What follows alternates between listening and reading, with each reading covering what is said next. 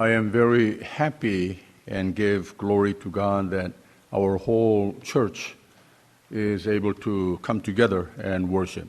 Not just today, but because December 31st, the New Year's Eve service is coming on Sunday.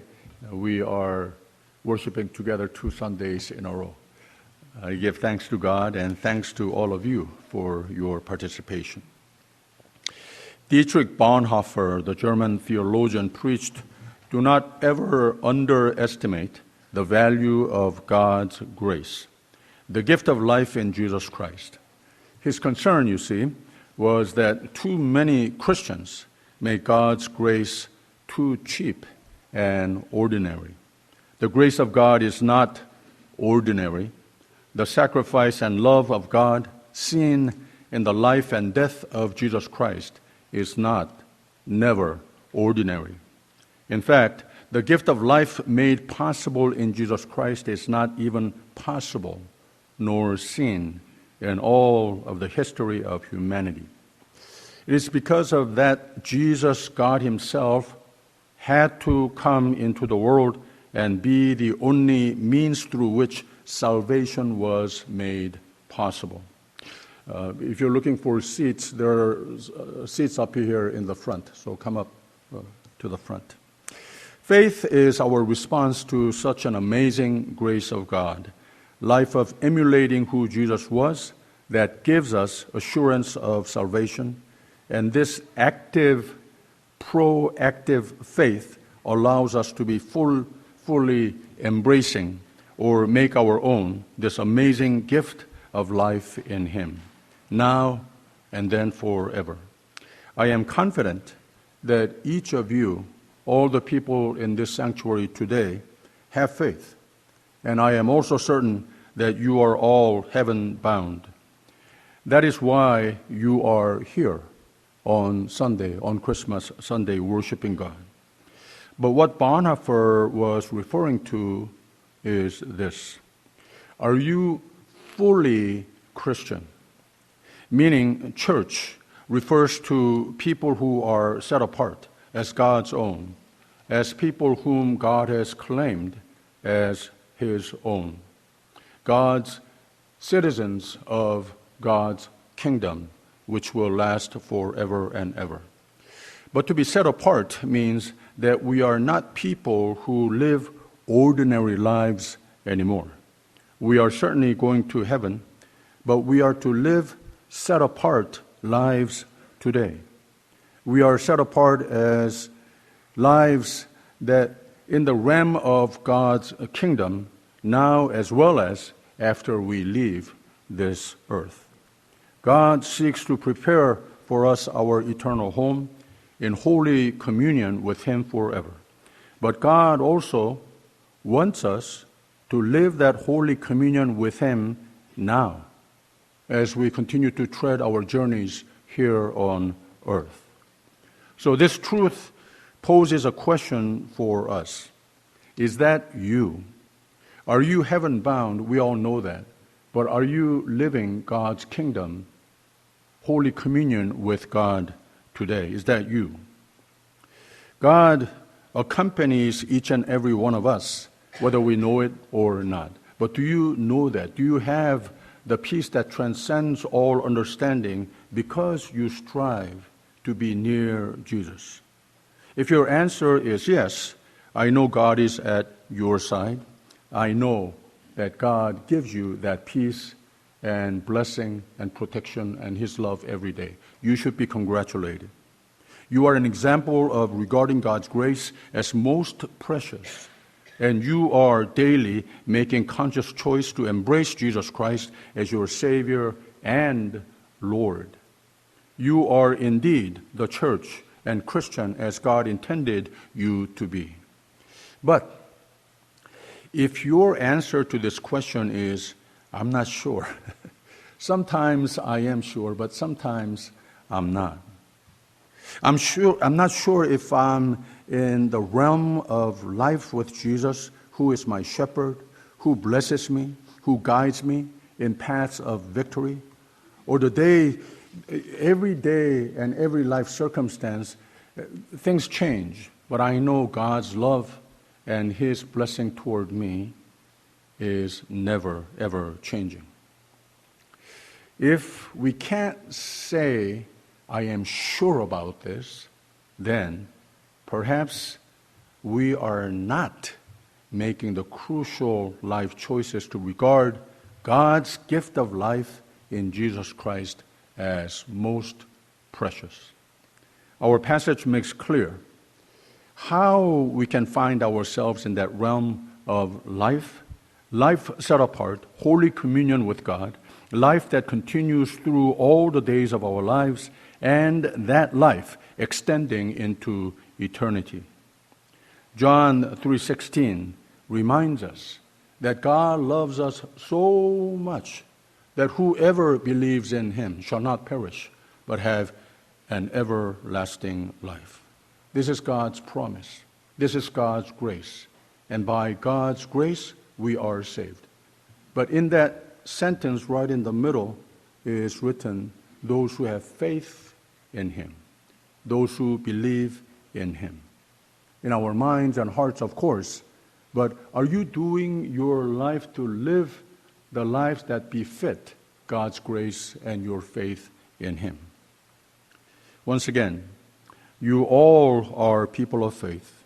You are claimed by God, by your faith, to enter into heaven. But God gives us this precious gift of the Christmas of today. It's not an event that just happened 2,000 years ago, an event that we have our faith in so that we embrace this everlasting life. We live on this earth with that assurance and hope of an everlasting life. But God's intention of Jesus coming, you see, and God's intention of Merry Christmas of even this year is to make sure that you embrace that life in God's kingdom today. Is that you? That is the question. If that's not you, God is very, very much concerned. God wants us to be thankful for the gift of life, and God encourages us to greet one another Merry, Merry Christmas. But also, God wants to celebrate Christmas today and every day of every year of your life, so that you might be able to praise God and give thanks to God for this precious, precious life, precious, precious gift of life that He has given to us in this Christmas. Merry, Merry Christmas. 여러분, 메리 크리스마스입니다. 오늘이 성탄주일이죠. 드디어 예수님의 탄생을 기념하는 5번째의 촛대를 점호했습니다. 어려운 가운데에 낙심될 때도 많은 해가 이런 해도 다 지나갔습니다. 많이 수고하셨습니다. 믿음을 지키시고 교회에 열심으로 참여하시고 연말 연시에는 준비할 일도 참 많고 모든 것이 불편하고 그런데 여러분의 열정과 성실하심으로 1년을 또 잘 지내왔습니다. 이게 다 믿음입니다. 그냥 다 내려놓고 저절로 다 지나가기를 막연히 바라고 그러면서 공동체가 더욱 나태해지고 힘이 빠질 수도 있는 건데 이 교계의 뉴스를 들어보면은 팬데믹 이후로 아직까지도 회복을 위해서 기도를 많이 하는 컨그리게이션들도 있는데 여러분의 믿음과 기도와 열심으로 하나님이 기뻐하시고 모든 것을 다 은혜로 덮어주시고 일꾼들을 세우시고 하나님의 선한 손길, 축복의 손길로 인도해 주시고 써주심에 감사하는 마음이 있습니다. 이 해를 성탄 계절과 아울러 잘 거룩하게 마무리하고 새로운 신년을 하나님이 더욱 큰 축복의 해로 계획하심을 저는 믿습니다. 믿음과 충성으로 함께 하시는 여러분들 때문에 이 모든 것에 대한 확신이 있는 겁니다. 다 잘 될 것을 확신합니다. 또 다른 표현으로 이 말을 하면 여러분들은 예수님을 잘 믿기도 하지만 잘 따르고 모시고 예수 앞에 충의로운 삶을 사신 이유입니다. 그래서 이 한 해를 마무리하는 또 신년을 시작하는 철을 우리 모두가 더욱 예수를 잘 모시는 삶, 가정이 교회가 되자, 이러한 주제로서 말씀을 많이 나누고 예배를 드리고 있습니다. 하나님의 축복이 온 교회와 가정 위에 풍성히 임하실 것을 저는 이 성탄주일 예배를 드리면서 확신합니다. 오늘은 요한복음 3장 16절 말씀을 봤어요. 아마도 이 말씀은 복음의 핵심, 더 나아가 성경 전체의 핵심이라고 불러도 문제가 없을 겁니다. 우리 모두에게는 마음에 와 닿는 우리의 신앙 고백이자 가장 우선, 가장 기본, 구원론 교리, 그리스도론 교리, 하나님의 속성의 교리를 담고 있는 말씀입니다. 몇 가지 중요한 말씀이 하나님이 세상을 이처럼 사랑하사라고 그랬습니다. 하나님의 속성을 잘 비춰주는 말씀입니다. 하나님이 우리 모두에게 향하신 하나님의 마음의 내용도 오직 사랑뿐이라고 하는 말입니다. 왜 더욱 하나님이 사랑하시는가? 처음에 사람을 지어놓으시고 보기 좋더라라고 그랬습니다. 근데 사랑스러웠더라, 이런 뜻으로 우리가 해석할 수도 있는데, 인간의 죄와 세상의 타락, 믿음의 저버림으로 말미암아 우리 인간이 하나님의 사랑의 손길에서 벗어나게 됐습니다. 하나님의 뜻에서 벗어나게 된 거예요. 그러면 하나님께서 우리의 죄 가운데 있는 모습을 보고 미워하셨나? 아니에요. 그랬을 때 더 사랑하셨다고 하는 말입니다. 성경이 이걸 우리에게 일러주고 있는 겁니다. 믿음을 잃고 죄에 파묻혀서 하나님과는 멀어지고 보기 싫어지고 희망도 없어지고 다 부패한 사람을 하나님은 어떻게 보시는가? 하나님이 세상을 이처럼 사랑하사라고 그랬어요. 이처럼 God so loved the world 라고 그랬습니다. 우리 인간이 가지고 있는 언어 표현력에 하나님이 우리를 얼만큼 사랑하시는지 그 말이 없다는 거예요. 그래서 그냥 이처럼 so loved the world 라고 이렇게 성경은 표현을 했습니다. 굉장히 많이 사랑하신다, 이런 뜻입니다. 이처럼, 이 얼마나 큰 사랑인가. 독생자를 주셨으니라고 그랬습니다. 세상에 이런 사랑만큼 큰 사랑 없습니다. 보기 힘듭니다. 그런 사랑 아마 찾아보기 힘들 겁니다. 하나님의 속성은 사랑인데 세상이 보지 못한 사랑, 세상이 줄 수 없는 사랑, 아가페 사랑을 그 마음에 두신 하나님이시라고 하는 말입니다. 아가페의 사랑은 무조건의 사랑입니다. 다 주는 사랑입니다. 생명까지 다 주는 사랑입니다. 나는 없고 나는 죽고 너는 살자 하는 사랑입니다. 이 사랑이 예수 안에 보여주신 하나님 사랑의 마음입니다. 보세요. 이는 저를 믿는 자마다 멸망치 않고 영생을 얻게 하려 하심이라 라고 그랬어요. 하나님이 왜 사랑하시는가? 이 이유 한 가지뿐입니다. 사랑뿐입니다. 죽을 우리를 살리기 위한 뿐이십니다. 자신의 생명으로 값을 치르시더라도 우리의 생명, 우리 살면 됐다는 거예요. 이게 하나님 마음에 가장 귀중하셨습니다. 오늘 말씀 다음에 17절은 하나님이 그 아들을 세상에 보내신 것은 세상을 심판하려 하심이 아니요 저로 말미암아 세상이 구원을 받게 하려 하심이라 라고 그랬습니다. 하나님 마음은 죄가 됐던, 세상이 악하던, 마귀가 암만 어떤 꾀를 꾀건 상관없습니다. 우리가 살면 됐습니다. 이게 하나님의 마음입니다. 이게 하나님의 속성입니다. 하나님은 우리를 사랑하시되 이처럼 이만큼 사랑하십니다. 제가 이번 성탄 계절에 이미 누차례 말씀을 나눈 것과 같이 예수님께서 왜 이 성탄 계절에 이 세상에 태어나셨는가? 예수님이 왜 오셨는가? 죽으려 오셨다고 하는 겁니다. 우리를 살리려. 그 단 한 가지 목적으로 오신 겁니다. 성탄 계절에 5주 동안 우리는 대강절 촛대를 점화하면서 예수님의 오심의 예언의 말씀들, 또 동정녀 마리아에게 천사가 나타나 기쁨의 좋은 소식을 전해주며 예수가 세상에 오심은 신실한 믿음과 헌신을 통해서, 즉 우리를 하나님의 동력자로 부르셔서 하나님의 구원의 계획을 현실화하시는 거라고 그랬습니다.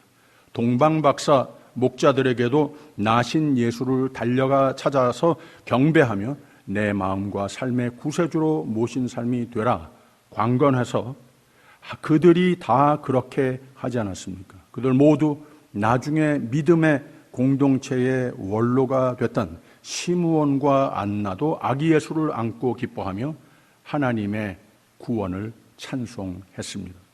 이 모든 사건들은 드디어 하나님의 섭리와 계획을 통하여 비로소 이루어진 예수 그리스도의 탄생에 그리고 그의 구속사의 완성의 서막들이었습니다. 오늘은 드디어 다섯째 촛대, 세상의 빛으로 오신 예수 그리스도의 촛대를 점화했습니다. 1년 중에 가장 고대했던 가장 기쁜 날, 그날이 오늘입니다. 성탄 주일입니다. 한 가지 우리 모두가 대강절 주제 말씀 가운데에 본 것은 이 예수 탄생의 기쁜 소식을 기다렸다가 달려가 보고 두 팔 벌려 나의 구세주로 영접한 자들이 있었는가 하면 그게 나와 무슨 상관이냐 하면서 전혀 나신 예수를 영접하지 못한 영혼들이 있었습니다. 그러므로 이 가장 값진 선물, 생명의 선물을 모르고 살아간 사람들도 있었습니다.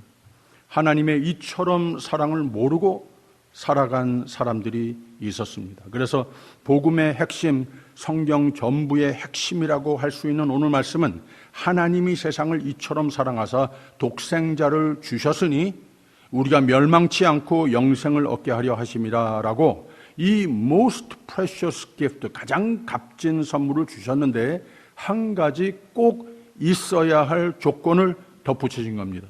저를 믿는 자마다 라고 하지 않았습니까? 근데 18절에 가서는 저를 믿는 자는 심판을 받지 아니하는 것이요 믿지 아니하는 자는 하나님의 독생자의 이름을 믿지 아니하므로 벌써 심판을 받은 것이니라 라고 그랬습니다. 또 19절에는 그 정죄는 이것이니 곧 빛이 세상에 왔을 때 사람들이 자기 행위가 악함으로 빛보다 어두움을 더 사랑한 것이라 라고 그랬습니다. 이게 무슨 말입니까? 하나님은 온 세상을 이처럼 사랑하시는 분인데 또 하나님은 온 세상을 위해 가장 값진 선물 예수 그리스도를 이미 주신 하나님이신데 이미 다 하나님께서 구원하실 계획은 다 끝났습니다. 다 성사됐습니다. 그런데 그 가장 값진 선물이 내게 유효한가 아닌가는 하나님의 방법이 나의 선택이 거기에 맞물려 있다고 하는 겁니다. 여러분 모두는 믿음으로 구원을 받은 사람들입니다. 할렐루야. 근데 교회라고 하는 말이 무슨 말인가 하면 구별된 자들이라고 하는 뜻인데 그리고 믿음으로 구원 하나님의 구속의 계획은 완성됐는데 세상살이가 노상 힘들기만 하고 희망보다는 절망대가 더 많고 평안보다는 불안이 더 종종 오고 만족보다는 불만이 더 많고 만약에 이런 패턴이 나의 삶을 가리킨다면 무언가 something went wrong. 뭐가 잘못된 겁니다. 사도 바울도 분명히 선언하지 않았습니까? 아들을 내어주신 하나님이 우리에게 필요한 모든 것을 다 주시지 않겠느냐.